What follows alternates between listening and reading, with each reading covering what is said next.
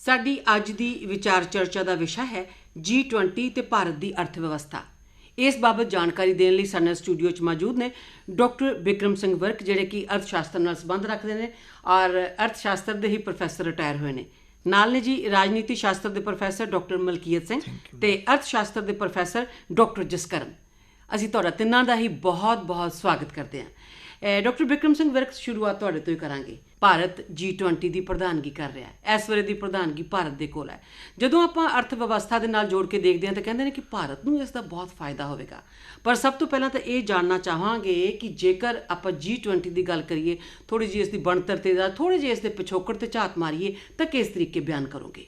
Madam, ਅਸਲ ਦੇ ਵਿੱਚ ਇਹਦੇ ਵਾਸਤੇ ਸਾਨੂੰ ਥੋੜ੍ਹਾ ਜਿਹਾ ਪਿੱਛੇ ਜਾਣਾ ਪਵੇਗਾ, ਕਿਉਂਕਿ 1999 ਦੇ ਵਿੱਚ ਜਿਹੜਾ ਏਸ਼ੀਆਈ ਖਿੱਤਾ ਆ, ਇਹਦੇ ਵਿੱਚ ਇੱਕ ਵਿੱਤੀ ਸੰਕਟ ਆਇਆ ਸੀ ਜਿਹਨੂੰ ਏਸ਼ੀਅਨ ਫਾਈਨੈਂਸ਼ੀਅਲ ਕ੍ਰਾਈਸਿਸ ਜਾਂ ਏਸ਼ੀਆਈ ਵਿੱਤੀ ਸੰਕਟ ਕਹਿੰਦੇ ਸੀਗੇ। ਆਮ ਤੌਰ ਦੇ ਉੱਤੇ ਜਿਹੜੀਆਂ ਜਾਪਾਨ ਹੋ ਗਿਆ, ਇੰਡੋਨੇਸ਼ੀਆ, ਸਿੰਗਾਪੁਰ, ਇਹ ਸਾਰੀਆਂ ਅਰਥ ਵਿਵਸਥਾਵਾਂ ਉਦੋਂ ਕਾਫੀ ਪ੍ਰਭਾਵਿਤ ਹੋਈਆਂ ਸੀ ਔਰ ਇਹਦਾ ਅਸਰ ਹਿੰਦੁਸਤਾਨ 'ਤੇ ਵੀ ਪਿਆ ਸੀ, ਕਿਉਂਕਿ ਅੱਜ ਕੱਲ੍ਹ ਸੰਸਾਰ ਇੱਕ ਪਿੰਡ ਬਣ ਗਿਆ, ਗਲੋਬਲਾਈਜੇਸ਼ਨ ਹੋ ਗਈ ਆ, ਤਾਂ ਕੁਦਰਤੀ ਹੈ ਇੱਕ ਦੇਸ਼ ਦੂਸਰੇ ਤੋਂ ਵੱਖਰਾ ਨਹੀਂ ਰਹਿ ਸਕਦਾ।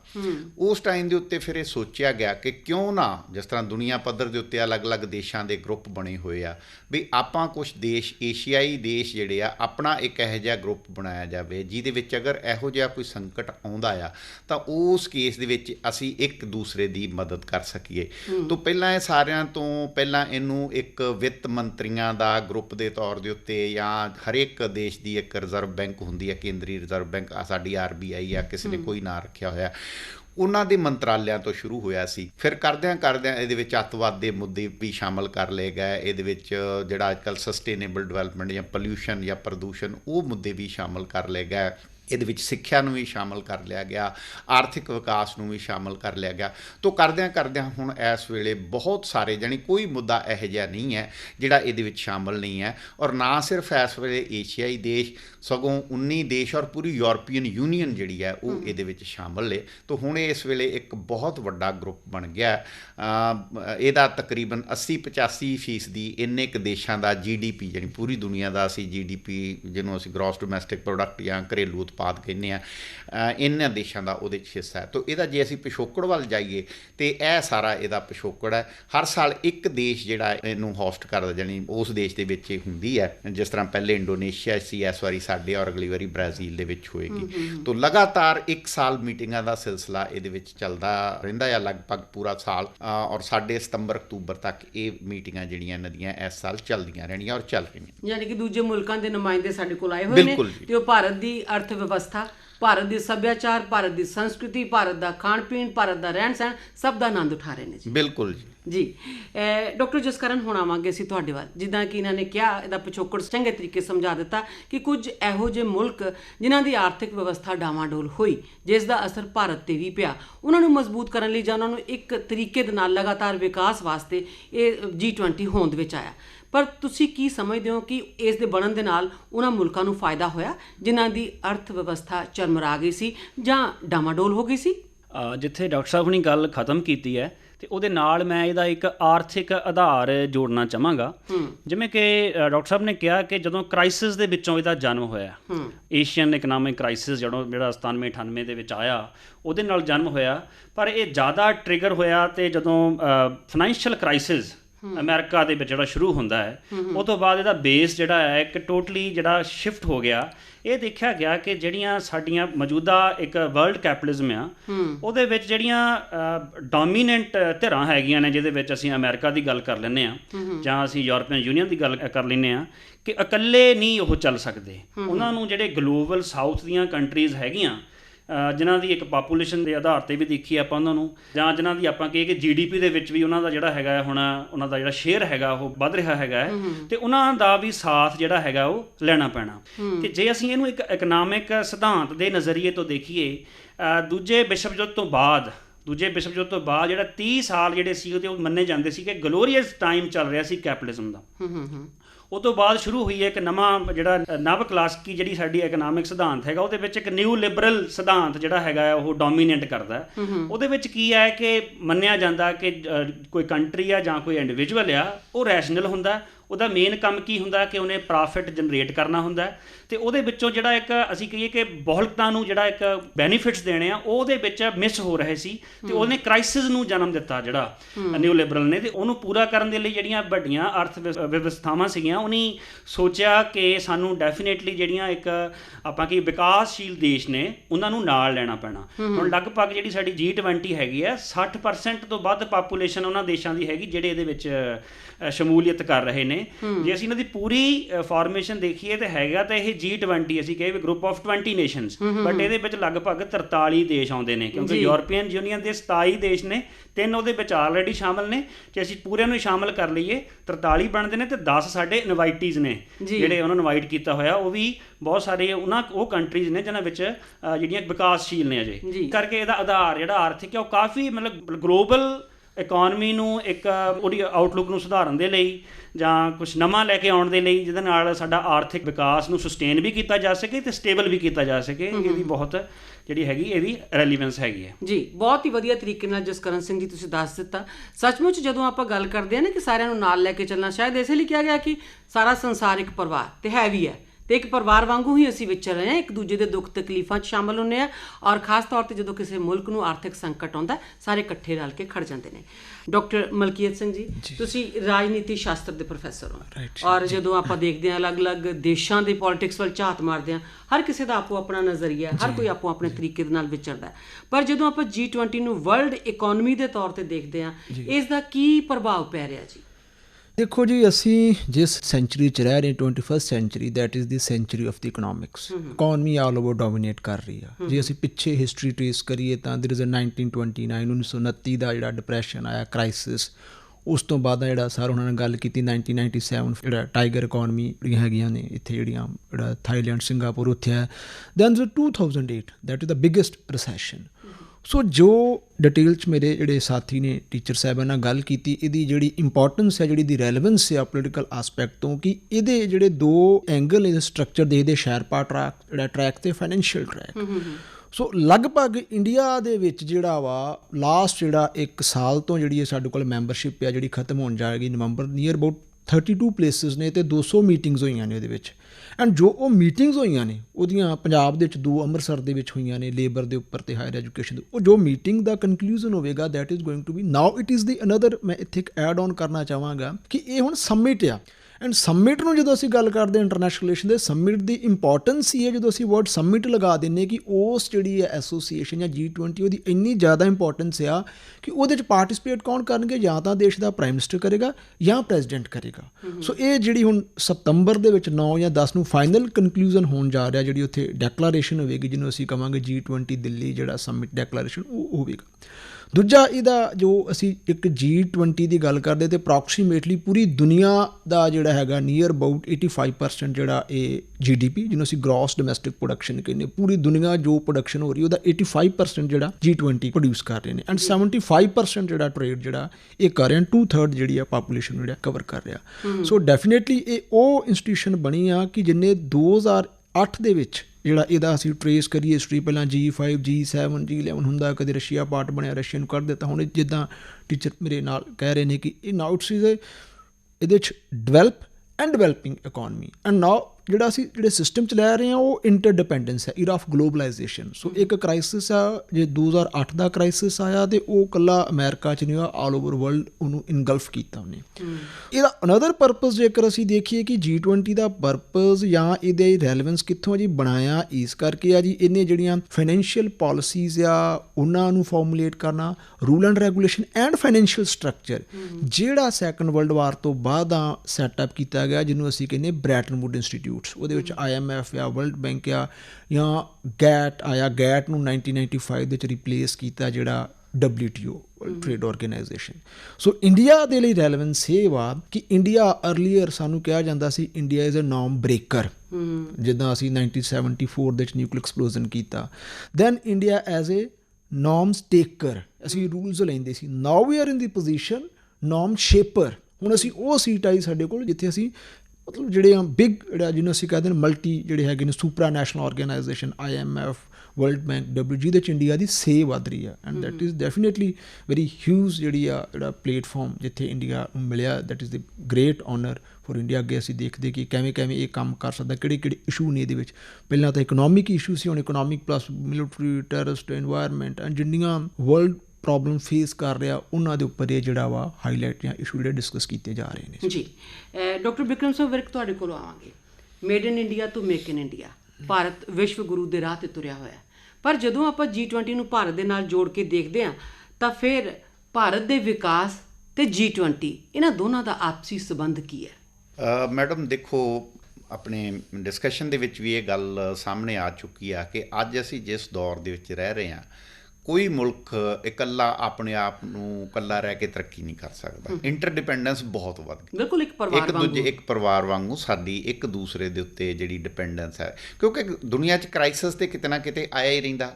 ਆਪਾਂ ਬਾਹਲੀ ਦੂਰ ਨਾ ਜਾਈਏ, ਸਾਲ 1.5 ਸਾਲ ਤੋਂ ਜਿਹੜੀ ਆ ਰਸ਼ੀਆ ਯੂਕਰੇਨ ਯੁੱਧ ਸ਼ੁਰੂ ਹੋਇਆ, ਔਰ ਜਦੋਂ ਦਾ ਇਹ ਰਸ਼ੀਆ ਯੂਕਰੇਨ ਯੁੱਧ ਹੋਇਆ ਇਹਨੇ ਗਲੋਬਲ ਅਰਥ ਵਿਵਸਥਾ ਨੂੰ ਬੜਾ ਹਿਲਾ ਕੇ ਰੱਖਿਆ, ਕਿਉਂਕਿ ਜਿਹੜਾ ਯੂਕਰੇਨ ਆ ਉਹ ਅਨਾਜ ਪੈਦਾ ਕਰਨ ਵਾਲਾ, ਕਣਕ ਬਹੁਤ ਪੈਦਾ ਹੁੰਦੀ ਉੱਥੇ, ਐਕਸਪੋਰਟ ਕਰਦਾ। ਰਸ਼ੀਆ ਜਿਹੜਾ ਹੈਗਾ ਹੈ ਉਹ ਤੇਲ ਐਕਸਪੋਰਟ ਕਰਦਾ, ਕੱਚਾ ਤੇਲ ਅਸੀਂ ਵੀ ਲੈਂਦੇ ਹਾਂ। ਹੁਣ ਹੋਇਆ ਕਿ ਇਹਦੇ ਨਾਲ ਜਿਹੜੇ ਕੁਛ ਇੱਕ ਵੱਡੇ ਕੰਟਰੀ ਸੀਗੇ, ਅਮਰੀਕਾ ਵਗੈਰਾ, ਉਹਨਾਂ ਨੇ ਪਾਬੰਦੀਆਂ ਲਾ ਦਿੱਤੀਆਂ, ਅੰਤਰਰਾਸ਼ਟਰੀ ਪਾਬੰਦੀਆਂ। ਹੁਣ ਉਹਦਾ ਅਸੀਂ ਕੀ ਤੋੜ ਕੱਢਿਆ? ਸਾਡੀ ਸਰਕਾਰ ਨੇ ਰੂਪੀ ਟ੍ਰੇਡ ਯਾਨੀ ਰੁਪਈਏ ਦੇ ਵਿੱਚ ਵਪਾਰ ਸ਼ੁਰੂ ਹੋਇਆ। ਅਸੀਂ ਇਹਨਾਂ ਨਾਲ ਰੂਸ ਔਰ ਉਹਦੇ ਨਾਲ ਇਹਦੇ ਵਿੱਚ ਵਪਾਰ, ਇਹ ਮੈਂ ਤਾਂ ਇੱਕ ਆਸਪੈਕਟ ਦੱਸ ਰਿਹਾ। G20 ਦੇ ਵਿੱਚ ਜਿੰਨੇ ਦੇਸ਼ ਨੇ, ਇਹਨਾਂ ਤੋਂ ਬਹੁਤ ਸਾਰੇ ਦੇਸ਼ਾਂ ਦੇ ਵਿੱਚ ਪਿਛਲੇ ਸਮੇਂ ਕੁਝ ਮਹੀਨਿਆਂ ਦੇ ਵਿੱਚ ਜਿਹੜਾ ਹਿੰਦੁਸਤਾਨ ਨੇ ਕਿਹਾ ਕਿ ਰੁਪਈਏ ਦੇ ਵਿੱਚ ਇਹਨਾਂ ਨਾਲ ਵਪਾਰ ਕਰਨ। ਅਦਰਵਾਈਜ਼ ਜਿਹੜਾ ਅੰਤਰਰਾਸ਼ਟਰੀ ਵਪਾਰ ਹੈ ਉਹ ਡਾਲਰ 'ਚ ਹੁੰਦਾ, ਪਾਉਂਡ 'ਚ ਹੁੰਦਾ ਜਾਂ ਵਿਦੇਸ਼ੀ ਕਰੰਸੀ 'ਚ ਹੁੰਦਾ। ਤੋ ਇਹ ਇੱਕ ਬੜੀ ਵੱਡੀ ਗੱਲ ਸੀ। ਅਗਲੀ ਚੀਜ਼, ਜਦੋਂ ਅਸੀਂ ਇਸ ਤਰ੍ਹਾਂ ਮੀਟਿੰਗਾਂ ਕਰਦੇ ਹਾਂ, ਸਹਿਯੋਗ ਕਰਦੇ ਹਾਂ, ਮਿਲ ਕੇ ਬੈਠਦੇ ਹਾਂ, ਸਾਨੂੰ ਇਹ ਪਤਾ ਲੱਗਦਾ ਕਿ ਫਲਾਣੇ ਨੂੰ ਇਸ ਚੀਜ਼ ਦੀ ਲੋੜ ਹੈ, ਉਹ ਅਸੀਂ ਵਧੀਆ ਤਰੀਕੇ ਨਾਲ ਬਣਾ ਸਕਦੇ ਹਾਂ। ਸਾਨੂੰ ਇਸ ਚੀਜ਼ ਦੀ ਲੋੜ ਹੈ, ਉਹ ਆਹ ਮੁਲਕ ਸਾਡੇ ਲਈ ਵਧੀਆ ਤਰੀਕੇ ਨਾਲ ਕਰ ਸਕਦਾ। ਹੁਣ ਜਿਸ ਤਰੀਕੇ ਨਾਲ ਇੱਕ ਛੋਟੀ ਜਿਹੀ ਤੁਹਾਨੂੰ ਮੈਂ ਉਦਾਹਰਨ ਦੇਣਾ ਕਿ ਸਾਡੇ ਇੱਥੇ ਵੱਡੀ ਇੰਡਸਟਰੀ ਨਾਲੋਂ MSME ਉਹਨੂੰ ਕਹਿੰਦੇ ਆ, medium small and micro enterprises, ਜਿਹੜੀ ਛੋਟੀ ਸਨਅਤ, ਜਿਵੇਂ ਜਲੰਧਰ ਦੇ ਵਿੱਚ ਤੁਸੀਂ ਦੇਖਿਆ ਛੋਟੇ ਬੈਟ, ਕ੍ਰਿਕਟ ਬਾਲਸ, ਇਹੋ ਜਿਹੀ ਜਾਂ ਹੈਂਡ ਟੂਲ ਇੰਡਸਟਰੀ ਆ, ਛੋਟੀਆਂ ਫੈਕਟਰੀਆਂ, ਇਹ ਬਹੁਤ ਨੇ। ਸਭ ਤੋਂ ਜ਼ਿਆਦਾ ਜਿਹੜਾ ਰੁਜ਼ਗਾਰ ਵੀ ਇਹੀ ਪੈਦਾ ਕਰਦੀਆਂ ਨੇ। G20 ਦੇ ਵਿੱਚ ਇਹਨਾਂ ਲੋਕਾਂ ਦੀਆਂ ਸਮੱਸਿਆਵਾਂ ਔਰ ਇਹਨਾਂ ਦੇ ਤੌਰ ਤਰੀਕੇ ਜਿਹੜੇ ਆ ਉਹ ਅੱਗੇ ਲਿਆਂਦੇ ਜਾ ਰਹੇ ਆ, ਤਾਂ ਕਿ ਇਹਨਾਂ ਦਾ ਯੋਗਦਾਨ ਹੋਰ ਕਿਵੇਂ ਪੂਰੀ ਦੇਸ਼ ਦੀ ਅਰਥ ਵਿਵਸਥਾ ਦੇ ਵਿੱਚ ਜਾਂ ਉਹਦੇ ਵਿੱਚ ਬਣਾਇਆ ਜਾ ਸਕਦਾ। ਹੁਣ G20 ਦੀ ਤਰਜ਼ ਦੇ ਉੱਤੇ ਇੱਕ B20 ਬਿਜ਼ਨਸ 20, ਬਿਜ਼ਨਸ ਦਾ ਇੱਕ ਗਰੁੱਪ, ਸਾਡੇ ਇੱਕ CII ਆ, ਉਹਨੂੰ ਕਨਫੈਡਰੇਸ਼ਨ ਆਫ ਇੰਡੀਅਨ ਇੰਡਸਟਰੀਜ਼ ਕਹਿੰਦੇ ਆ। ਉਹ ਸਾਰੇ ਸਨਅਤ ਦੇ ਵਿੱਚ ਜਿਹੜਾ ਹੈਗਾ ਸਾਰਿਆਂ ਦੇ ਆਪਣੇ ਰੋਲ ਕੀ ਕਰਨਾ ਚਾਹੀਦਾ, ਕਿਸ ਤਰ੍ਹਾਂ ਦੀ ਪੋਲਿਸੀ ਚਾਹੀਦੀ ਹੈ। ਉਹਨਾਂ ਨੇ ਨਾਲ ਦੀ ਨਾਲ ਇੱਕ ਪੈਰਲਲ ਇਹ ਕਰ ਲਿਆ ਕਿ ਇਹਨਾਂ ਮੁਲਕਾਂ ਦੇ ਜਿਹੜੇ ਵਪਾਰੀ ਹੈ ਜਾਂ ਬਿਜ਼ਨਸਮੈਨ ਹੈ ਜਾਂ ਉਹ ਲੋਕ ਜਿਹੜੇ ਵਪਾਰ ਕਰਦੇ ਆ, ਮੈਨੂਫੈਕਚਰਿੰਗ ਕਰਦੇ ਆ, ਪ੍ਰੋਡਕਸ਼ਨ ਕਰਦੇ, ਉਤਪਾਦਨ ਕਰਦੇ ਆ, ਬਈ ਆਪਾਂ ਵੀ ਨਾਲ ਦੀ ਨਾਲ ਰਲ ਕੇ ਬੈਠੀਏ, ਆਪਾਂ ਵੀ ਆਪਣੀ ਸਰਕਾਰ ਨੂੰ ਇਹ ਚੀਜ਼ ਆਖੀਏ ਵੀ ਤੁਹਾਨੂੰ ਆਹ ਕਰਨਾ ਚਾਹੀਦਾ, ਇਸ ਤਰੀਕੇ ਨਾਲ ਕਰਨਾ ਚਾਹੀਦਾ, ਕਿਉਂਕਿ ਸਰਕਾਰ ਉਹੀ ਕਰੇਗੀ ਨਾ ਜੋ ਇਹਨਾਂ ਲੋਕਾਂ ਦੀਆਂ ਇੱਛਾਵਾਂ ਹੋਣਗੀਆਂ। ਤੋਂ ਕੁੱਲ ਮਿਲਾ ਕੇ ਜਿਹੜਾ G20 ਐਸ ਸੱਚ ਇੱਕ ਕਨਸੈਪਟ ਹੈ, ਔਰ ਇਹਦੇ ਆਧਾਰ 'ਤੇ ਜਦੋਂ ਅਸੀਂ ਆਰਥਿਕ ਗਤੀਵਿਧੀ ਸਾਡੀ ਵਧੇਗੀ, ਹੋਰ ਉੱਪਰ ਵੱਲ ਨੂੰ ਜਾਵਾਂਗੇ, ਤਾਂ ਉਹਦਾ ਫਾਇਦਾ ਸਾਨੂੰ ਵੀ ਹੋਏਗਾ ਤੇ ਪੂਰੇ ਦੇ ਪੂਰੇ ਦੇਸ਼ਾਂ ਨੂੰ ਵੀ ਹੋਏਗਾ। ਤੋ ਇੱਕ ਤਰੀਕੇ ਨਾਲ ਇੱਕ ਦੂਸਰੇ ਨਾਲ ਰਲ ਮਿਲ ਕੇ ਇੱਕ ਮਿਊਚੁਅਲ ਗੇਨ ਹੈ, ਇੱਕ ਸਾਂਝਾ ਉਪਰਾਲਾ ਵੀ ਕਹਿ ਲਓ ਔਰ ਪ੍ਰੋਫਿਟ ਜਾਂ ਮੁਨਾਫਾ ਵੀ ਕਹਿ ਲਓ ਜਾਂ ਫਾਇਦਾ ਵੀ ਕਹਿ ਲਓ ਕਿ ਸਾਰਿਆਂ ਦਾ, ਉਹਨਾਂ ਦਾ ਵੀ ਹੈ ਤੇ ਸਾਡਾ ਵੀ। ਜੀ, ਬਹੁਤ ਹੀ ਵਧੀਆ ਤਰੀਕੇ ਦੇ ਨਾਲ ਤੁਸੀਂ ਇਸ ਗੱਲ ਨੂੰ ਦੱਸਿਆ ਕਿ ਭਾਰਤ ਵਾਸਤੇ, ਭਾਰਤ ਦੇ ਵਿਕਾਸ ਵਾਸਤੇ G20 ਕਿਵੇਂ ਫਾਇਦਾ ਪਹੁੰਚਾਏਗੀ। ਸਿਰਫ ਭਾਰਤ ਹੀ ਕਿਉਂ ਜੀ, ਬਾਕੀ ਸਾਰੇ ਮੁਲਕਾਂ ਨੂੰ, ਅਸੀਂ ਇੱਕ ਪਰਿਵਾਰ ਹਾਂ ਤੇ ਸਾਰੇ ਮੁਲਕਾਂ ਨੂੰ G20 ਦਾ ਫਾਇਦਾ ਹੋ ਰਿਹਾ। ਡਾਕਟਰ ਜਸਕਰਨ, ਵਾਰੀ ਤੁਹਾਡੀ ਆ ਗਈ ਹੈ ਜੀ। ਹੁਣ ਜਦੋਂ ਅਸੀਂ ਗੱਲ ਕਰਦੇ ਹਾਂ ਵਿਕਾਸਸ਼ੀਲ ਦੇਸ਼ਾਂ ਦੀ, ਭਾਰਤ ਅਗਵਾਈ ਕਰਦਾ ਹੈ, ਕਿਸ ਤਰੀਕੇ ਲੈਂਦੇ ਹੋ? ਮੈਡਮ, ਜਿਹੜਾ ਇਹ G20 ਹੈ, ਇਹਦਾ ਕੋਈ ਨਾ ਪਰਮਾਨੈਂਟ ਸੈਕਟਰੀਏਟ ਨਹੀਂ ਹੈ। ਇਹ ਤਾਂ ਮੰਨਿਆ ਜਾਂਦਾ ਵਾਰੋ ਵਾਰੀ ਇੱਕ ਜਿਹੜੀ ਦੇਸ਼ ਇਹਦੇ ਮੈਂਬਰ ਹੈਗੇ ਨੇ ਉਹਦੀ ਅਗਵਾਈ ਕਰਦੇ ਨੇ। ਇੰਟਰਸਟਿੰਗਲੀ ਇਸ ਵਾਰ ਕੀ ਹੋ ਰਿਹਾ ਹੈ, ਜਿਹੜਾ ਪਿਛਲੀ ਵਾਰ ਲੀਡ ਕਰ ਰਿਹਾ ਸੀ ਦੇਸ਼ ਉਹ ਇੰਡੋਨੇਸ਼ੀਆ ਸੀ, ਇਸ ਵਾਰ ਭਾਰਤ ਕਰ ਰਿਹਾ ਹੈ, ਅਤੇ ਜਿਹਨੇ ਅਗਲੀ ਵਾਰ ਕਰਨਾ ਉਹ ਬ੍ਰਾਜ਼ੀਲ। ਅਤੇ ਤਿੰਨੋਂ ਹੀ ਇੱਕ ਵਿਕਾਸਸ਼ੀਲ ਅਰਥ ਵਿਵਸਥਾਵਾਂ ਹੈਗੀਆਂ ਨੇ। ਇਸ ਕਰਕੇ ਜਿਹੜਾ ਪੂਰਾ ਇੱਕ ਗਲੋਬਲ ਸਾਊਥ ਜਿਹਨੂੰ ਆਪਾਂ ਕਹਿ ਦਿੰਦੇ ਹਾਂ, ਉਹ ਭਾਰਤ ਵੱਲ ਨੂੰ ਦੇਖ ਰਿਹਾ ਹੈ ਕਿ ਉਹਦੀਆਂ ਗਲੋਬਲ ਸਾਊਥ ਦੀਆਂ ਸਮੱਸਿਆਵਾਂ ਹੈਗੀਆਂ ਨੇ, ਉਹ ਕਿਸ ਤਰੀਕੇ ਦੇ ਨਾਲ ਭਾਰਤ ਉਹਨਾਂ ਨੂੰ ਅੱਗੇ ਰੱਖਦਾ ਹੈ। ਹੁਣ ਗੱਲ ਆਉਂਦੀ ਹੈ ਕਿ ਸਮੱਸਿਆਵਾਂ ਕਿਹੜੀਆਂ ਨੇ ਜਿਹੜੀਆਂ ਕਿ G20 ਵਿੱਚ ਸ਼ਾਮਲ ਕਰ ਸਕਦਾ। ਜਿਵੇਂ ਸਰ ਹੁਣੀ ਦੱਸਿਆ ਕਿ ਇਹਦਾ ਪਹਿਲਾਂ ਤਾਂ ਮੇਨ ਮੋਟਿਵ ਇਹੀ ਸੀ ਕਿ ਜਿਹੜੀ ਫਾਈਨੈਂਸ਼ੀਅਲ ਸਟੇਬਿਲਿਟੀ ਲੈ ਕੇ ਆਉਣੀ ਹੈ, ਜਿਹਦੇ ਮੱਦੇਨਜ਼ਰ ਫਾਈਨਾਂਸ ਮਿਨਿਸਟਰ ਅਤੇ ਜਿਹੜੀਆਂ ਉਹਨਾਂ ਸੈਂਟਰਲ ਬੈਂਕਸ ਦੇ ਗਵਰਨਰ ਹੁੰਦੇ ਨੇ ਉਹ ਮਿਲਦੇ ਹੁੰਦੇ ਸੀ ਇਹਦੇ ਵਿੱਚ। ਹੁਣ ਜਿੰਨੀਆਂ ਵੀ ਗਲੋਬਲ ਸਾਊਥ ਨੂੰ ਦਰਪੇਸ਼ ਸਮੱਸਿਆਵਾਂ ਹੈਗੀਆਂ, ਜਿਹਦੇ ਵਿੱਚ ਅਨਐਮਪਲੋਇਮੈਂਟ ਦੀ ਸਮੱਸਿਆ ਹੈਗੀ ਹੈ, ਫੂਡ ਇਨਸਿਕਿਉਰਿਟੀ ਦੀ ਸਮੱਸਿਆ ਹੈਗੀ ਹੈ, ਪਾਵਰਟੀ ਦੀ ਸਮੱਸਿਆ ਹੈਗੀ ਹੈ, ਹੈਲਥ ਦੀ ਸਮੱਸਿਆ ਹੈਗੀ ਹੈ, ਅਤੇ ਜਿਵੇਂ ਹੁਣੇ ਗਲੋਬਲ ਪੈਂਡੇਮਿਕ ਆ ਕੇ ਹਟਿਆ ਹੁਣੇ, ਇਹਨਾਂ ਸਾਰੀਆਂ ਸਮੱਸਿਆਵਾਂ ਨੂੰ ਕਿਸ ਤਰੀਕੇ ਦੇ ਨਾਲ ਨਜਿੱਠਣਾ ਹੈ ਅਤੇ ਉਹਨੂੰ ਇੱਕ ਪੂਰੇ ਵਰਲਡ ਦੇ ਵਿੱਚ ਜਿਵੇਂ ਇਹਦਾ ਮੋਟੋ ਵੀ ਹੈ ਕਿ ਵਾਸੂਦੇਵ ਕੁਟੰਬਕਮ, ਇਹਦਾ ਮਤਲਬ ਹੈ ਕਿ ਵਨ ਵਰਲਡ, ਵਨ ਫੈਮਿਲੀ ਅਤੇ ਵਨ ਫਿਊਚਰ। ਮੀਨਸ ਕਿ ਜਿਹੜਾ ਗਲੋਬਲ ਹੈ, ਜਿੱਥੇ ਜਿੱਥੇ ਵੀ ਸਮੱਸਿਆਵਾਂ ਆ ਰਹੀਆਂ ਨੇ ਅਤੇ ਸਿਰਫ ਕਿਸੇ ਦੇਸ਼ ਨੇ ਆਪਣੇ ਨਿੱਜੀ ਮਫਾਦ ਨੂੰ ਨਹੀਂ ਸੋਚਣਾ ਹੈਗਾ, ਅਤੇ ਜਿੱਥੇ ਵੀ ਕ੍ਰਾਈਸਿਸ ਆ ਰਿਹਾ, ਕਿਉਂਕਿ ਇਕਾਨਮੀਜ਼ ਜਿਹੜੀਆਂ ਹੈਗੀਆਂ ਉਹ ਜੁੜੀਆਂ ਹੋਈਆਂ ਨੇ, ਸਪੈਸ਼ਲੀ 1991 ਤੋਂ ਬਾਅਦ ਜੇ ਦੇਖੀਏ ਜਿਹੜਾ ਗਲੋਬਲਾਈਜੇਸ਼ਨ ਦਾ ਦੌਰ ਹੈ ਉਹਦੇ ਵਿੱਚ ਇਕਾਨਮੀਜ਼ ਇੱਕ ਦੂਜੇ ਦੇ ਨਾਲ ਜਿਹੜੀਆਂ ਹੈਗੀਆਂ ਉਹ ਜੁੜੀਆਂ ਹੋਈਆਂ ਹੈਗੀਆਂ। ਦੂਜੀ ਗੱਲ ਕਿ ਇਹਦੇ ਵਿੱਚ ਭਾਰਤ ਦੁਨੀਆ ਨੂੰ ਕੀ ਦੇ ਸਕਦਾ ਹੈ G20 ਦੇ ਦੌਰਾਨ, ਅਤੇ ਦੁਨੀਆ ਤੋਂ ਕੀ ਲੈ ਸਕਦਾ। ਜੇ ਅਸੀਂ ਪਿਛਲੇ 8-10 ਸਾਲ ਤੋਂ ਦੇਖੀਏ ਤਾਂ ਭਾਰਤ ਕੀ ਦੇ ਸਕਦਾ। ਜਿਹੜਾ ਫਾਈਨੈਂਸ਼ੀਅਲ ਸਟੇਬਿਲਿਟੀ ਹੈ, ਅਤੇ ਇੰਡੀਆ ਵਿੱਚ ਇੱਕ ਬੜੀ ਇੰਟਰਸਟਿੰਗ ਚੀਜ਼ ਵਾਪਰ ਰਹੀ ਹੈ ਕਿ ਇੱਕ ਫਾਈਨੈਂਸ਼ੀਅਲ ਇਨਕਲੂਜ਼ਨ, ਜਿਹੜਾ ਕਿ ਬੈਂਕ ਖਾਤੇ ਖੁੱਲ੍ਹੇ ਜਾ ਰਹੇ ਨੇ, ਡਿਜੀਟਲਾਈਜੇਸ਼ਨ ਹੋ ਰਹੀ ਹੈ। ਦੁਨੀਆ ਦੇ ਦੇਸ਼ ਜਿਹੜੇ ਵਿਕਾਸਸ਼ੀਲ ਦੇਸ਼ ਨੇ ਉਹ ਭਾਰਤ ਕੋਲੋਂ ਉਹ ਸਿੱਖ ਸਕਦੇ ਨੇ। ਅਤੇ ਦੂਜੇ ਪਾਸੇ ਅਸੀਂ ਜਿਹੜੀ ਭਾਰਤ ਦੀ ਜਿਹੜੀ ਸਮੱਸਿਆਵਾਂ ਜਿਹੜੀਆਂ ਭਾਰਤ ਫੇਸ ਕਰ ਰਿਹਾ ਉਹ ਹੈਗਾ ਕਿ ਪੇਂਡੂ ਅਰਥ ਵਿਵਸਥਾ ਹੈਗੀ ਹੈ, ਉਹਨੂੰ ਕਿੱਦਾਂ ਟਰਾਂਸਫਾਰਮ ਕਰਨਾ ਹੈਗਾ, ਕਿਉਂਕਿ ਖੇਤੀਬਾੜੀ ਉਹ ਭਾਰ ਨਹੀਂ ਝੱਲ ਸਕਦੀ ਜਿਹੜੀ ਹੁਣ ਗਲੋਬਲ ਲੈਵਲ ਦੇ ਵਿੱਚ। ਉਹ ਡੈਫੀਨੇਟਲੀ ਸਾਨੂੰ ਲੋਕਾਂ ਨੂੰ ਉੱਥੋਂ ਕੱਢਣਾ ਹੋਏਗਾ। ਅਤੇ ਜਿਵੇਂ ਇਹਦੇ ਵਿੱਚ ਉਹ ਵੀ ਹੁਣ ਸ਼ਾਮਲ ਹੈ, ਐਗਰੀਕਲਚਰ ਵੀ ਸ਼ਾਮਲ ਹੈ, ਸਿਰਫ ਫਾਈਨੈਂਸ਼ੀਅਲ ਸਟੇਬਿਲਿਟੀ ਹੀ ਸ਼ਾਮਲ ਨਹੀਂ ਹੈਗੀ ਇਹਦੇ ਵਿੱਚ। ਐਗਰੀਕਲਚਰ ਜਾਂ ਹੋਰ ਵੀ ਜਿਹੜੀਆਂ ਹੈਗੇ ਨੇ ਚੀਜ਼ਾਂ ਇਹਦੇ ਵਿੱਚ ਸ਼ਾਮਲ ਹੁਣ ਹੋ ਗਈਆਂ ਹੈਗੀਆਂ, ਅਤੇ ਉਹਦੇ ਮੱਦੇਨਜ਼ਰ ਭਾਰਤ ਕਿਵੇਂ ਜਾਣੀ ਕਿ ਆਪਣੀ ਜਿਹੜੀ ਇਕਾਨਮੀ ਹੈਗੀ ਉਹਨੂੰ ਟਰਾਂਸਫਾਰਮ ਕਰਦਾ। ਜੀ, ਬਹੁਤ ਵਧੀਆ ਤਰੀਕੇ ਨਾਲ ਡਾਕਟਰ ਜਸਕਰਨ ਤੁਸੀਂ ਦੱਸਿਆ। ਡਾਕਟਰ ਮਲਕੀਤ ਸਿੰਘ, ਤੁਸੀਂ ਭਾਵੇਂ ਰਾਜਨੀਤੀ ਸ਼ਾਸਤਰ ਨਾਲ ਜੁੜੇ ਹੋ ਪਰ ਬਹੁਤ ਵਧੀਆ ਤਰੀਕੇ ਨਾਲ ਤੁਸੀਂ G20 ਅਤੇ ਖਾਸ ਤੌਰ 'ਤੇ ਆਰਥਿਕ ਵਿਵਸਥਾ ਬਾਰੇ ਸਭ ਤੁਸੀਂ ਸਾਨੂੰ ਜਾਣਕਾਰੀ ਦੇ ਰਹੇ ਹੋ। ਪਰ ਹੁਣ ਜਦੋਂ ਗੱਲ ਆਉਂਦੀ ਹੈ ਭਾਰਤ ਦੀ ਪ੍ਰੈਜ਼ੀਡੈਂਸੀ ਦੀ, ਭਾਰਤ ਦੀ ਪ੍ਰਧਾਨਗੀ ਦੀ, ਤਾਂ ਫਿਰ ਕਿਸ ਤਰੀਕੇ ਤੁਸੀਂ ਦੇਖਦੇ ਹੋ ਕਿ ਪੂਰਾ ਵਿਸ਼ਵ ਕੀ ਸੋਚ ਰਿਹਾ ਇਸ ਪ੍ਰਧਾਨਗੀ ਨੂੰ ਲੈ ਕੇ? ਦੇਖੋ, ਇੱਕ ਤਾਂ ਸਰ ਹੁਣਾਂ ਦੀ ਗੱਲ ਦੇ 'ਚ ਐਡ ਆਨ ਕਰਾਂਗਾ ਕਿ ਅਸੀਂ ਜਿਹੜਾ ਵਾ ਭਾਰਤ ਕੀ ਕਰ ਸਕਦਾ। India developing and assuming as a leader of South Asian country, and ਜੇਕਰ ਅਸੀਂ ਇਹਨੂੰ ਗਲੋਬਲ ਲੈਵਲ 'ਤੇ ਦੇਖੀਏ ਤਾਂ ਕਿਹੜੇ ਮਸਲੇ ਨੇ ਜਿੱਥੇ ਡਿਵੀਜ਼ਨ ਹੋਈ ਪਈ ਆ ਡਿਵੈਲਪਿੰਗ ਕੰਟਰੀ, ਉਹਦੇ ਵਿੱਚ ਸਾਡੇ ਕੋਲ ਇੱਕ ਬੜਾ ਬਰਨਿੰਗ ਇਸ਼ੂ ਹੈਗਾ, ਇਸ਼ੂ ਆਫ ਇਨਵਾਇਰਮੈਂਟ, ਜਿਹਦਾ ਇੱਕ ਇਨ ਅਪਕਮਿੰਗ ਡੈਕਾਰਡ ਜਿਹੜਾ ਜੇ ਅਸੀਂ ਮਤਲਬ ਬੜੀ ਜ਼ਬਰਦਸਤ ਜਿਹੜੀ ਸਮੱਸਿਆ ਨਾਲ ਅਸੀਂ ਜੂਝ ਰਹੇ ਹਾਂ, ਉਹ ਦੇਸ਼ ਆਲ ਓਵਰ ਵਰਲਡ ਰਿਕੋਗਨਾਈਜ਼ ਕਰਦੇ ਨੇ ਜੀ ਪ੍ਰੋਬਲਮ ਹੈਗੀ ਆ, ਬਟ ਹਾਊ ਟੂ ਟੈਕਲ ਉਹਨੂੰ ਹੱਲ ਕਿੱਦਾਂ ਕਰਨਾ, ਉੱਥੇ ਦੇਸ਼ਾਂ ਦੀ ਡਿਵੀਜ਼ਨ ਹੋਈ ਪਈ ਆ, ਨਜਿੱਠਣ ਦੇ ਵੰਡੇ ਗਏ ਆ। ਹੁਣ ਸਾਡਾ ਬੜਾ ਲੰਮਾ ਸਮਾਂ ਪ੍ਰਿੰਸੀਪਲ ਰਿਹਾ CBDR, common but differentiate responsibility, polluter must pay, ਜਿਹਨੇ ਜ਼ਿਆਦਾ ਪੋਲਿਊਸ਼ਨ ਕੀਤਾ ਉਹ ਪੇ ਕਰੇ। ਹੁਣ ਡਿਵੈਲਪਿੰਗ ਕੰਟਰੀ ਦਾ ਜਸਟ ਬਿਗਨਰ ਆ। ਇੰਡੀਆ ਨੇ 1947 ਦੇ ਵਿੱਚ ਸਾਨੂੰ ਆਜ਼ਾਦੀ ਮਿਲੀ, ਸਾਡੀ ਤਾਂ ਇੰਡਸਟਰੀ ਸਟਾਰਟ ਹੋਈ ਆ। ਇਸ਼ੂ ਆਫ ਇਨਵਾਇਰਮੈਂਟ ਹੈ, ਜਿੱਥੇ ਅਸੀਂ ਜਿਹੜਾ UNO ਦੀ ਹਰ ਸਾਲ ਐਨੂਅਲੀ ਮੀਟਿੰਗ ਹੁੰਦੀ ਹੈ, United nation framework convention on climate change, ਉਹਦੀ ਹਰ ਸਾਲ ਮੀਟਿੰਗ ਹੁੰਦੀ, COP conference of Paris agreement ਉੱਦਾਂ ਹੀ ਪਿਆ ਵਾ। ਕਿਓਟੋ ਪ੍ਰੋਟੋਕੋਲ ਫਸਟ ਜਿਹੜਾ ਲੀਗਲ ਐਗਰੀਮੈਂਟ ਸੀ ਬਾਈਂਡ ਕਰਦਾ ਸੀ, ਉਹ ਐਜ਼ ਇਟ ਇਜ਼ ਪਿਆ, ਉਹਨੂੰ ਨਹੀਂ ਕੀਤਾ ਗਿਆ। ਉਸ ਤੋਂ ਇਲਾਵਾ ਅਸੀਂ WTO ਦੀ ਗੱਲ ਕਰੀਏ, India as a leader of ਜਿਹੜਾ ਅਜ਼ਿਊਮ ਕਰ ਰਿਹਾ, ਅਤੇ ਜੇਕਰ ਗਲੋਬਲ ਲੈਵਲ 'ਤੇ ਟ੍ਰੇਡ 100 ਰੁਪੀਜ਼ ਦਾ ਟ੍ਰੇਡ ਹੋ ਰਿਹਾ ਅਤੇ ਇੰਡੀਆ ਦਾ ਸ਼ੇਅਰ ਮੀਅਰਲੀ ਆਈ ਮੇ ਵੀ ਥੋੜ੍ਹਾ ਉੱਪਰ ਥੱਲੇ ਹੋਵੇ 1.8% ਆ। ਐਂਡ ਵਾਟ ਅਬਾਊਟ ਅਦਰ ਜਿਹੜੀਆਂ ਬਾਕੀ ਦੂਜੀਆਂ ਛੋਟੀਆਂ ਕੰਟਰੀਜ਼ ਨੇ, ਅਫਰੀਕਨ ਕੰਟਰੀਜ਼, ਉਹਨਾਂ ਦਾ ਕਿੱਥੇ ਪਿਆ? ਇਹ ਕਿਉਂ ਆ ਜੀ? ਇਹ ਲੌਪਸਾਈਡਡ ਆ। ਇਹ ਰੂਲ ਕੌਣ ਬਣਾ ਰਿਹਾ? ਹੁਣ WTO ਦੇ ਵਿੱਚ ਜਿਹੜੀ ਅਸੀਂ ਬੜੇ ਚਿਰ ਦੀ ਸਾਡੀ ਦੋਹਾ ਰਾਊਂਡ ਆ, ਉਹ ਡੈਡ ਹੋਇਆ ਪਿਆ। ਦੋਹਾ ਰਾਊਂਡ ਦੇ ਵਿੱਚ ਡਿਵੀਜ਼ਨ ਕਿੰਨਾ ਦੇ 'ਚ, ਡਿਵੈਲਪ ਕੰਟਰੀ ਦੇ ਵਿਚਕਾਰ ਅਤੇ ਡਿਵੈਲਪਿੰਗ ਕੰਟਰੀ ਦੇ ਵਿਚਕਾਰ। ਉਹ ਉਸ ਮਸਲੇ 'ਤੇ ਆ ਨਹੀਂ ਰਹੇ। ਉਹ ਉਸ ਮਸਲੇ ਨੂੰ ਸਕਿਪ ਕਰਕੇ ਜਿਹੜੇ ਡਿਵੈਲਪ ਕੰਟਰੀਜ਼ ਨੇ, ਅਮਰੀਕਾ ਲੀਡ ਕਰ ਰਿਹਾ ਇਹਨੂੰ ਕੈਪੀਟਲਿਸਟ ਕੰਟਰੀ, ਉਹ ਹੋਰ ਮਸਲੇ ਚਲਾਈ ਜਾ ਰਹੇ ਨੇ। ਇੰਟਲੈਕਚੁਅਲ ਪ੍ਰੋਪਰਟੀ ਰਾਈਟ ਆ, ਸਰਵਿਸਿਸ ਆ, ਉਹਨਾਂ ਦੇ ਉੱਪਰ ਰੂਲ ਐਂਡ ਰੈਗੂਲੇਸ਼ਨ ਜਿਹੜਾ ਕੀਤਾ ਜਾਏ। ਐਂਡ ਤੀਜਾ ਜਿਹੜਾ ਅਸੀਂ ਗੱਲ ਕਰ ਰਹੇ ਹਾਂ ਜਿਹੜੀ ਆ, ਇਹ ਜਿਹੜੀ ਗਲੋਬਲ ਜਿਹੜੀ ਪੈਂਡੇਮਿਕ ਜਿਹੜੀ ਚੱਲੀ ਆ ਕੋਵਿਡ ਦੇ ਦੌਰਾਨ, ਇੰਡੀਆ ਇਨਕਲੂਡਿੰਗ ਦੀ ਸਾਊਥ ਅਫਰੀਕਾ, ਇਹਨਾਂ WTO ਦੇ ਵਿੱਚ ਅਸੀਂ ਰੈਜ਼ੋਲੂਸ਼ਨ ਲੈ ਕੇ ਆਏ ਹਾਂ ਕਿ ਇੰਟਲੈਕਚੁਅਲ ਪ੍ਰੋਪਰਟੀ ਰਾਈਟ ਉਹਦੇ ਉੱਪਰ ਕੁਝ ਵੇਵ ਆਫ ਕੀਤਾ ਜਾਵੇ ਥਰਡ ਵਰਲਡ ਕੰਟਰੀ ਨੂੰ। ਈਵਨ ਡਿਵੈਲਪ ਕੰਟਰੀ ਉਹਦੇ ਉੱਪਰ ਸੋ ਐਡਮੈਂਟ ਨੇ, ਉਹ ਕਹਿੰਦੀਆਂ ਜੀ ਅਸੀਂ ਕੋਵਿਡ ਦਾ ਟੀਕਾ ਫ੍ਰੀ ਆਫ ਕਾਸਟ ਕਿੱਦਾਂ ਦਿਆਂਗੇ। ਸੋ ਇਹ ਚੀਜ਼ਾਂ ਨੇ ਜਿੱਥੇ ਇੰਡੀਆ ਰੀਪ੍ਰਜੈਂਟ ਕਰ ਸਕਦਾ ਜਾਂ ਟੈਕਲ ਕਰਦਾ ਐਮੀਕੇਬਲੀ। ਜਾਂ ਉਸ ਤੋਂ ਬੜੀ ਜ਼ਬਰਦਸਤ ਚੀਜ਼ ਜਿਹੜੀ ਅਸੀਂ ਪੂਰਾ ਵਰਲਡ ਫੇਸ ਕਰ ਰਿਹਾ, ਯੂਕਰੇਨ ਵਾਰ। ਹੁਣ ਯੂਕਰੇਨ ਵਾਰ ਸਰ ਉਹਨਾਂ ਨੇ ਗੱਲ ਕੀਤਾ ਕਿ ਪੂਰੀ ਆਲ ਓਵਰ ਵਰਲਡ ਨੂੰ ਇਨਗਲਫ ਕੀਤਾ, ਪੂਰੇ ਦੇਸ਼ਾਂ ਨੂੰ ਇਨਗਲਫ ਕੀਤਾ। ਮੈਂ ਉਹਦੀ ਛੋਟੀ ਜਿਹੀ ਐਗਜ਼ਾਮਪਲ ਦੇਣਾ ਸਰ, ਉਹਨਾਂ ਨੇ ਐਗਜ਼ਾਮਪਲ ਐਡ ਔਨ ਕੀਤੀ ਆ ਜੀ, ਜਿਹੜਾ ਰਸ਼ੀਆ ਵਾ ਜਾਂ ਯੂਕਰੇਨ ਆ, ਉੱਥੋਂ ਸਭ ਦਾ ਪੋਟਾਸ਼ੀਅਮ ਜਾਂ ਨਾਈਟ੍ਰੋਜਨ ਪੈਦਾ ਹੁੰਦੀ ਆ, ਉਹ ਅਸੀਂ ਇੰਡੀਆ 'ਚ ਯੂਜ਼ ਕਰਦੇ ਫਰਟੀਲਾਈਜ਼ਰ, ਅਫਰੀਕਾ ਯੂਜ਼ ਹੁੰਦੀ ਆ, ਉਹ ਉੱਥੇ ਵਾਰ ਹੋਣ ਦਾ ਕਰਕੇ 300 ਗੁਣਾ ਮਹਿੰਗੀ ਹੋ ਗਈ ਆ ਜੀ। ਆਲ ਓਵਰ ਵਰਲਡ ਤੁਸੀਂ ਉਹਦਾ ਅਸਰ ਦੇਖੋ। ਹੁਣ ਇੰਡੀਆ ਇਹਨਾਂ ਚੀਜ਼ਾਂ ਨੂੰ ਕਿਵੇਂ ਰਿਪਰੈਜ਼ੈਂਟ ਕਰਦਾ, ਨਾਟ ਓਨਲੀ ਇੰਡੀਆ, ਸਾਰੇ ਡਿਵੈਲਪਿੰਗ ਕੰਟਰੀ ਇੰਡੀਆ ਵੱਲ ਦੇਖ ਰਹੇ ਕਿ ਅਸੀਂ ਉਹਨੂੰ ਕਿਸ ਤਰੀਕੇ ਨਾਲ। ਐਂਡ ਸਾਡਾ ਪਲੱਸ ਪੁਆਇੰਟ ਕੀ ਹੈਗਾ ਵਾ, India is a link between develop and developing country. ਸਾਡੇ ਰਸ਼ੀਆ ਦੇ ਨਾਲ ਬੜੇ ਡਿਪਲੋਮੈਟਿਕ ਰਿਲੇਸ਼ਨਸ ਨੇ। ਸਾਡੇ ਪ੍ਰਾਈਮ ਮਿਨਿਸਟਰ ਮੋਦੀ ਜੀ ਉਹਨਾਂ ਨੇ ਪਿੱਛੇ ਬੋਲਿਆ ਕਿ that is the not era of war ਦਾ ਸਮਾਂ ਨਹੀਂ ਹੈਗਾ, ਠੀਕ ਹੈ। ਉਹਨੂੰ ਅਸੀਂ, ਇਹਦਾ ਬਿਗੇਸਟ ਅਚੀਵਮੈਂਟ ਹੈ ਕਿ ਜਿਹੜਾ ਸਮਿਟ ਹੋਣ ਜਾ ਰਿਹਾ ਉਹਦੀ ਡੈਕਲਾਰੇਸ਼ਨ ਹੁੰਦੀ ਆ ਕਿ ਉਸ ਡੈਕਲਾਰੇਸ਼ਨ ਦੇ ਉੱਪਰ ਚਾਈਨਾ ਤੇ ਰਸ਼ੀਆ ਯੂਕਰੇਨ ਵਾਰ ਦੇ ਉੱਪਰ ਐਗਰੀ ਹੁੰਦੇ ਆ, ਉਹਨੂੰ ਕਿੱਦਾਂ ਕਰਨਾ। ਸੋ ਦਿਸ ਇਜ਼ ਟਾਈਮ ਜਿਹੜਾ ਅੱਗੇ ਆਵੇਗਾ, ਅਸੀਂ ਉਹਨੂੰ ਕਿਸ ਤਰੀਕੇ ਨਾਲ ਆਵੇਗਾ ਸਮਝ।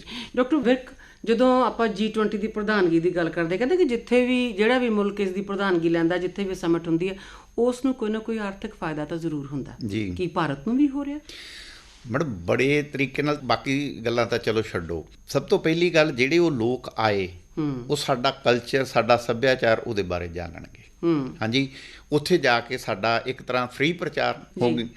ਟੂਰਿਜ਼ਮ ਸਾਡੀ ਇੰਡਸਟਰੀ ਜਿਹੜੀ ਨਾਲ ਦੀ ਨਾਲ ਬੂਸਟ ਹੁੰਦੀ ਹੈ ਕਿ ਜਿਹੜਾ ਟੂਰਿਜ਼ਮ ਹੱਬ ਇੱਕ ਤਰ੍ਹਾਂ ਨਾਲ ਬਣ ਕੇ ਸਾਹਮਣੇ ਆਉਂਦਾ ਆ ਸਾਡੀ ਇਹ ਚੀਜ਼, ਕਿਉਂਕਿ ਇੱਕ ਸ਼ਹਿਰ 'ਚ ਨਹੀਂ ਹੋ ਰਿਹਾ, ਪੂਰੇ ਹਿੰਦੁਸਤਾਨ ਦੇ ਵਿੱਚ ਹੋ ਰਿਹਾ। ਜਿਸ ਤਰ੍ਹਾਂ ਦੱਸਿਆ ਡਾਕਟਰ ਸਾਹਿਬ ਨੇ ਕਿ 200 ਦੇ ਕਰੀਬ ਤਕਰੀਬਨ 40-45 ਸ਼ਹਿਰ ਨੇ ਜਿਨ੍ਹਾਂ ਦੇ ਵਿੱਚ ਪੂਰੇ ਦੇਸ਼ ਦੇ ਵਿੱਚ ਸਮਿਟ ਹੋ ਗਈ। ਸਾਡੇ ਪੰਜਾਬ ਦੇ ਵਿੱਚ ਵੀ, ਈਵਨ ਛੋਟਾ ਜਿਹਾ ਸਾਡਾ ਸੂਬਾ, ਇੱਥੇ ਵੀ ਹੋ ਗਈ। ਵੱਡੇ ਕਈ ਜਿਹੜੇ ਸਟੇਟਸ ਨੇ ਉਹਨਾਂ ਦੇ ਵਿੱਚ ਵੀ ਬਹੁਤ ਸਾਰੀਆਂ ਹੋ ਗਈਆਂ। ਤੋ ਇਸ ਤਰ੍ਹਾਂ ਦੇ ਜਿਹੜੇ ਬੈਨੀਫਿਟ ਹੈ, ਜਿਹੜੇ ਉਹ ਲੋਕ ਆਏ ਨੇ ਇੱਥੇ, ਸਾਡਾ ਸੱਭਿਆਚਾਰ ਦੇਖ ਰਿਹਾ, ਖਰਚ ਕਰ ਰਿਹਾ, ਸਾਡੇ ਇੱਥੋਂ ਖਰੀਦੋ ਫਰੋਖਤ ਕਰ ਰਿਹਾ, ਦੁਨੀਆ ਦੇ ਵਿੱਚ ਸਾਡੇ ਅੰਬੈਸਡਰ ਬਣ ਕੇ ਜਾਣਗੇ, ਦੱਸਣਗੇ ਕਿ ਹਿੰਦੁਸਤਾਨ ਉਹ ਦੇਸ਼ ਨਹੀਂ ਹੈ ਜੋ 1947 ਜਾਂ 50-60 'ਚ ਲੋਕ ਸੋਚਦੇ ਸੀ। ਹੁਣ ਉੱਥੇ ਬੜਾ ਕੁਝ ਬਦਲ ਚੁੱਕਿਆ। ਉੱਥੇ ਐਜੂਕੇਸ਼ਨ ਇਸ ਤਰ੍ਹਾਂ ਇੰਪਰੂਵ ਹੋ ਗਈ ਹੈ, ਉੱਥੇ ਟੈਕਨੋਲੋਜੀ ਇੰਪਰੂਵ ਹੋ ਗਈ ਹੈ, ਔਰ ਕਈ ਚੀਜ਼ਾਂ 'ਤੇ, ਜਿਸ ਤਰ੍ਹਾਂ IT ਦੇ ਮਾਮਲੇ ਦੇ ਵਿੱਚ ਇਹ ਪੂਰੀ ਦੁਨੀਆ ਜਾਣਦੀ ਹੈ ਕਿ ਹਿੰਦੁਸਤਾਨ ਨੰਬਰ 1 ਕੰਟਰੀ IT ਦੇ ਮਾਮਲੇ ਦੇ ਵਿੱਚ। ਇਹ ਤੇ ਕਿਸੇ ਨੂੰ ਦੱਸਣ ਦੀ ਜ਼ਰੂਰਤ ਨਹੀਂ ਹੈ। ਬੇਸ਼ੱਕ ਭਾਵੇਂ ਅਸੀਂ ਮਾਈਕਰੋਸਾਫਟ ਜਾਂ ਐਪਲ ਦੀ ਗੱਲ ਕਰਦੇ ਹਾਂ, ਜਾਂ ਹੁਣ ਤਾਂ ਉਹਨਾਂ ਦੇ ਜਿਹੜੇ CEO ਜੇ ਉਹ ਸਾਡੇ ਹਿੰਦੁਸਤਾਨੀ ਹੈ ਜਾਂ ਇੱਧਰਲੇ ਬੰਦੇ ਆ। ਤਾਂ ਇਹ ਚੀਜ਼ਾਂ ਜਿਹੜੀਆਂ, ਇਹ ਇੱਕ ਤਰ੍ਹਾਂ ਨਾਲ ਉਹ ਸਾਡੇ ਅੰਬੈਸਡਰ ਬਣ ਕੇ ਸਾਨੂੰ ਇਹ ਵੀ ਇੱਕ ਫਾਇਦਾ ਕਿ ਪਬਲਿਕ ਇੱਕ ਇਮੇਜ ਬਣਦੀ ਹੈ ਸਾਡੀ। ਉਹ ਇਮੇਜ ਜਿਹੜੀ ਆ ਉਹਨਾਂ ਕੰਟਰੀਜ਼ ਜਿੱਥੋਂ ਵੀ ਆਏ ਆ ਉੱਥੇ ਫਲੋਟ ਕਰੇਗੀ, ਜਾਏਗੀ। ਜੀ, ਭਾਰਤ ਨੂੰ ਵੈਸੇ ਵੀ ਨੌਜਵਾਨਾਂ ਦਾ ਦੇਸ਼ ਕਿਹਾ ਜਾਂਦਾ। ਆਬਵੀਅਸਲੀ ਸਾਡੇ ਕੋਲ ਹੀ ਹੈ। ਸਿਰਫ ਹਿੰਦੁਸਤਾਨ ਤੇ ਪਾਕਿਸਤਾਨ 2 ਦੇਸ਼ ਨੇ ਜਿਨ੍ਹਾਂ ਕੋਲ ਯੰਗੈਸਟ ਆਬਾਦੀ ਹੈ। ਚਲੋ ਉਹ ਇਸ ਦਾ ਮੈਂਬਰ ਨਹੀਂ ਹੈ, ਲੇਕਿਨ ਇੰਡੀਆ ਜਿਹੜਾ ਉਹਦਾ ਕੋਲ ਲਾਰਜੈਸਟ ਯੰਗੈਸਟ ਪਾਪੂਲੇਸ਼ਨ ਹੈ ਇਸ ਵੇਲੇ। ਜੀ ਡਾਕਟਰ ਜਸਕਰਨ, ਤੁਸੀਂ ਇਸ ਦੇ ਬਾਰੇ ਕੀ ਕਹਿਣਾ ਚਾਹੋਗੇ? ਕੋਵਿਡ-19 ਤੋਂ ਬਾਅਦ ਦੁਨੀਆ ਕਾਫੀ ਬਦਲ ਗਈ ਹੈ। ਜਿਵੇਂ ਪਹਿਲਾਂ ਇਹ ਤੋਂ ਮੰਨਿਆ ਜਾਂਦਾ ਸੀ ਕਿ ਜਿਹੜਾ ਵਰਲਡ ਹੈ, ਚਾਹੇ ਇਕਨੋਮਿਕ ਲੈਵਲ 'ਤੇ ਗੱਲ ਕਰੀਏ, ਚਾਹੇ ਪੋਲੀਟਿਕਸ ਦੀ ਗੱਲ ਕਰੀਏ, ਕਿ ਯੂਨੀਪੋਲਰ ਵਰਲਡ ਆ। ਖਾਸ ਤੌਰ 'ਤੇ ਸੋਵੀਅਤ ਯੂਨੀਅਨ ਦੇ ਟੁੱਟਣ ਤੋਂ ਬਾਅਦ ਕਿ ਜਿਹੜਾ ਅਮਰੀਕਾ ਸੀ ਉਹਦੀ ਡੋਮੀਨੈਂਸ ਸੀ ਜੀ।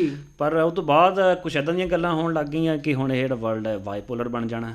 ਉਸ ਤੋਂ ਬਾਅਦ ਕੁਛ ਜਿਵੇਂ ਰਸ਼ੀਆ ਤੇ ਚਾਈਨਾ ਦਾ ਆਭਾਰ ਹੋਣ ਦੀ ਸੰਭਾਵਨਾ ਦੇਖੀ ਜਾ ਰਹੀ ਸੀ।